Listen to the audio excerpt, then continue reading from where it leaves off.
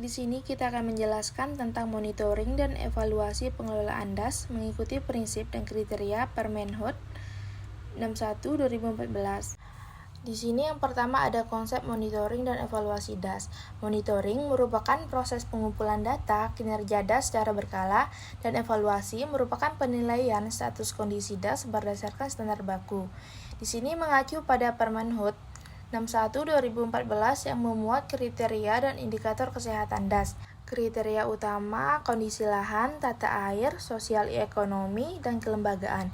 Hasil evaluasi menentukan arah perbaikan dan intervensi konservasi. Baik, di sini profil DAS Padang Guci Bengkulu. DAS dengan karakteristik topografi berbukit dan lahan campuran, memiliki tingkat kerentanan erosi tinggi pada bagian hulu, dan aktivitas masyarakat dominan pada sektor pertanian dan kebun campuran. Penggunaan lahan sering tidak seimbang dengan kemampuan lahan.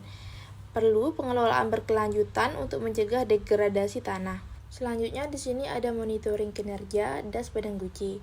Indeks penutupan lahan atau IPL sebanyak 30-75%, indeks bahaya erosi 53,80%, area termasuk rawan. Indeks pengelolaan lahan bervariasi dari baik hingga buruk. Kebun campuran pada lereng curam menjadi sumber erosi terbesar. Pengelolaan lahan sering tidak sesuai dengan kaidah konservasi.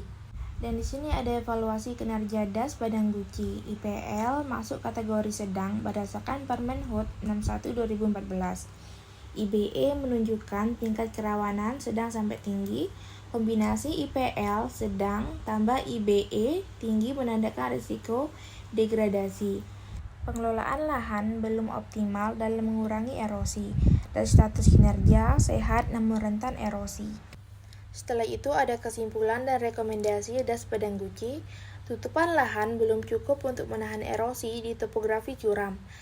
Perlu peningkatan vegetasi permanen terutama di bagian hulu, konservasi tanah dan air, rehabilitasi lahan kritis melalui penanaman kembali, penguatan kelembagaan masyarakat untuk keberlanjutan program ini. Selanjutnya di sini ada profil DAS Unda Bali, DAS yang menjadi sumber utama air irigasi dan domestik. Program rehabilitasi hutan dan lahan atau RPDT sangat berpengaruh. Memiliki catatan perubahan tata air signifikan. Wilayah hulu memiliki tekanan penggunaan lahan yang sedang. Terjadi peningkatan kelestarian hidrologis setelah intervensi. Selanjutnya monitoring kinerja DAS Unda. PPV atau presentasi penurutan vegetasi 55,07% termasuk sedang. KRA sebelum RPDT 2006-2009 67,66 termasuk sangat tidak stabil. KRA setelah RPDT 2010-2013 18,8 termasuk dalam kategori stabil. Perubahan KRA menunjukkan perbaikan tata air drastis. Vegetasi berperan penting dalam stabilitas hidrologi DAS. Selanjutnya evaluasi kinerja DAS Unda. PPV tergolong sedang sesuai standar Permenhub 61/2014. KRA akhir masuk kategori baik atau sangat baik. Aliran sungai lebih stabil dan risiko banjir menurun. Kinerja tata air sangat dipengaruhi rehabilitasi hulu. Permasalahan utama tersisa pada tutupan vegetasi hulu. Kesimpulan dan rekomendasi DAS Unda.